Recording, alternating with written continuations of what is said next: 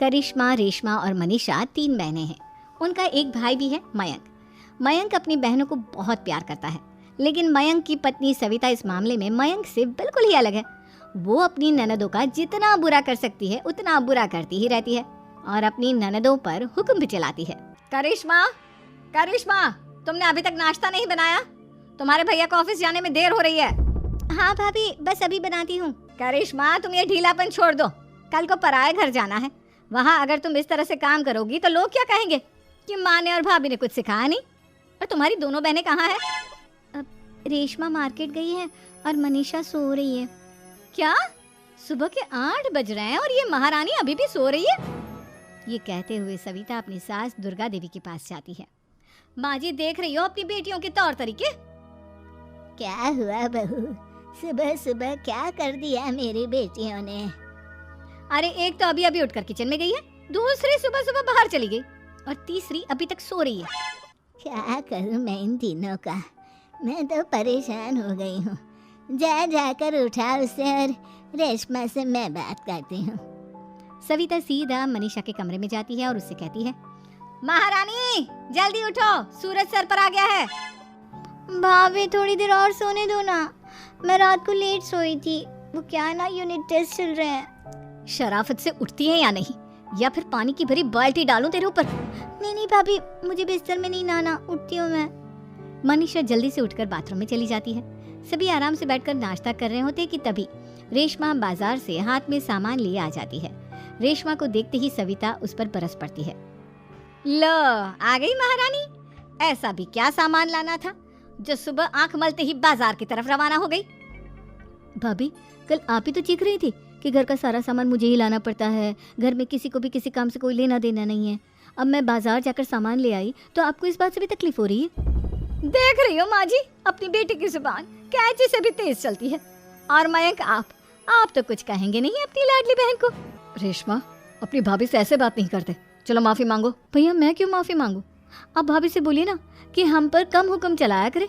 हम इस घर की बेटियां हैं और आपकी पत्नी की ननद है, नौकरानी नहीं। लो कर लो बात। इनकी भलाई के लिए कुछ भी बोलो तो इन्हें बुरा लग जाता है। इस घर में यही इज्जत है मेरी। देख लो माँ जी, आपकी बेटी किस लहजे में मुझसे बात कर रही है। सविता वहाँ से चली जाती है।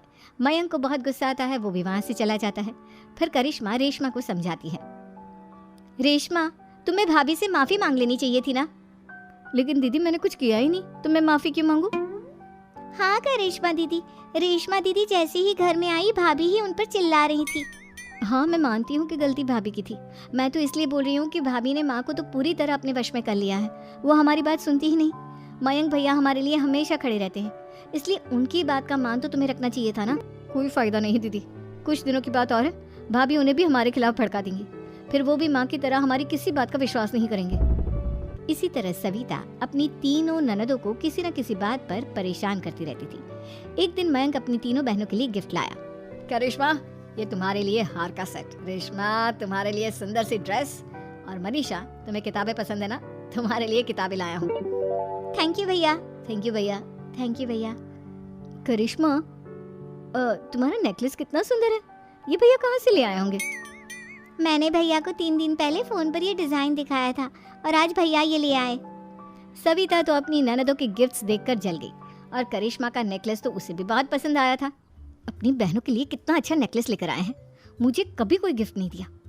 मैं आज ही ये हार चुरा लूंगी। रात में सविता करिश्मा का हार चुरा लेती है और इसी तरह उसे अपनी ननदों की जो भी चीज़ अच्छी लगती वो उसे मांगती नहीं, बल्कि रात के अंधेरे में चुरा लेती। इसी तरह दिन बीतते गए और सविता ने मयंक के दिल में भी उसकी बहनों के लिए नफरत पैदा कर दी। एक दिन मयंक ने करिश्मा और रेशमा के लिए रिश्ता देखा और ये बात उसने घर में सबको बताई। माँ, करिश्मा और रेशमा के लिए बहुत अच्छा रिश्ता आया है, वो लोग कल इन्हें देखने आ रहे हैं। आप और सविता मिलकर सारी तैयारी कर लेना। ये सुनकर करिश्मा और रेशमा खुश हो जाती हैं, लेकिन सविता सोचती है, अगर इन दोनों बहनों की शादी हो गई तो घर और बाहर का काम कौन करेगा? मनीषा तो 1 नंबर की कामचोर है, उससे तो किसी बात की उम्मीद लगाना ही बेकार है। मुझे इस शादी को रोकना होगा। अगले दिन सभी लड़के वालों के स्वागत की तैयारी करने में लगे होते हैं। तभी मयंक अपनी बहनों से आकर कहता है, तैयार हो गई तुम दोनों? देखो, दोनों लड़के बहुत अच्छे हैं, मैं कोई कसर नहीं छोड़ना चाहता, इसलिए तुम उनके सामने अच्छे से बिहेव करना और अपनी भाभी से लड़ने मत लग जाना। करिश्मा, तुम वो नेकलेस पहन लो ना जो मैं तुम्हारे लिए लाया था। भैया मैं बहुत देर से वो नेकलेस ढूंढ रही हूँ, लेकिन मुझे मिल ही नहीं रहा। क्या तुमने नेकलेस खो दिया? तुम्हें पता भी है वो कितना महंगा था? तुम कोई काम ढंग से नहीं कर सकती। मयंक गुस्से में वहां से चला जाता है। थोड़ी देर बाद लड़के वाले भी आ जाते हैं। वो दोनों बहनों को पसंद कर लेते हैं और रिश्ता पक्का हो जाता है। लेकिन सविता के दिमाग में तो कुछ और ही खिचड़ी पक रही थी। वो पंडित जी के पास करिश्मा की कुंडली लेकर जाती है और उन्हें पैसे देकर करिश्मा की कुंडली बदलवा देती है।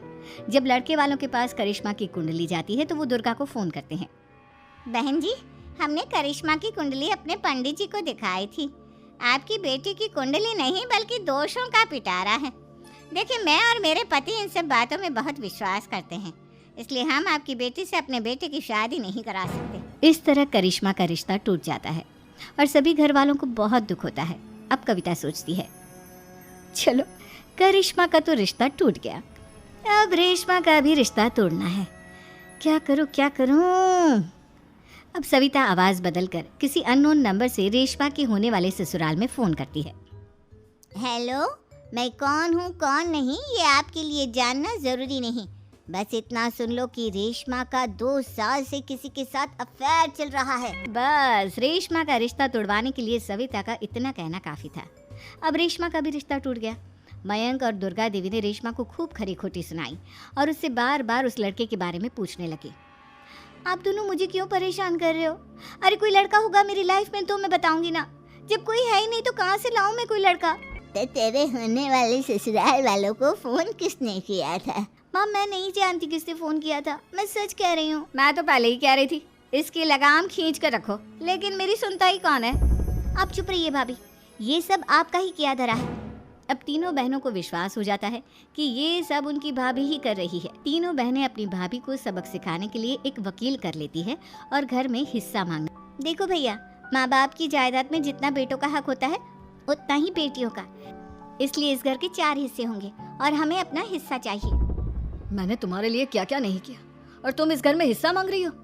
भैया, आप और माँ हम बहनों की कोई बात नहीं सुनते हो और भाभी हमारी शादी नहीं होने देगी क्योंकि उन्हें लगता है कि आप हमारी शादी में ज्यादा पैसा लगाओगे और उन्हें हम जैसी फ्री की नौकरानी कहाँ मिलेगी। तो हम भाभी के साथ तो रह नहीं सकते, हम बहनों को अपना हिस्सा चाहिए। अरे तुम्हें शर्म आनी चाहिए अपनी भाभी पर ऐसा इल्जाम लगाते हुए। वो तुम्हारे बारे में कितना सोचती है। हाँ माँ, भाभी हमारे बारे में बहुत सोचती है। दिन रात बस यही सोचती रहती है कि किस तरह से अपनी तीनों ननदों को परेशान करूं और कभी मुझे पढ़ने भी नहीं देती। दोनों बहनों का रिश्ता भी तो इन्होंने ही तोड़वाया है और रात में हमारे कमरे में आकर हमारी चीजें भी चुराती हैं। इसी तरह सविता की तीनों ननदें अपनी बात पर अड़ी रही। अब कोर्ट में तारीख भी शुरू हो गई। जब सविता को लगा कि उसकी तीनों ननद इतनी आसानी से नहीं मानने वाली, तो उसने अपने पति और सास को सारी सच्चाई बता दी और अपनी तीनों ननद से माफी मांगी। मयंक और दुर्गा को भी अपनी गलती का एहसास हो गया। अब सविता खुद करिश्मा और रेशमा के लिए अच्छा रिश्ता ढूंढती है और उनकी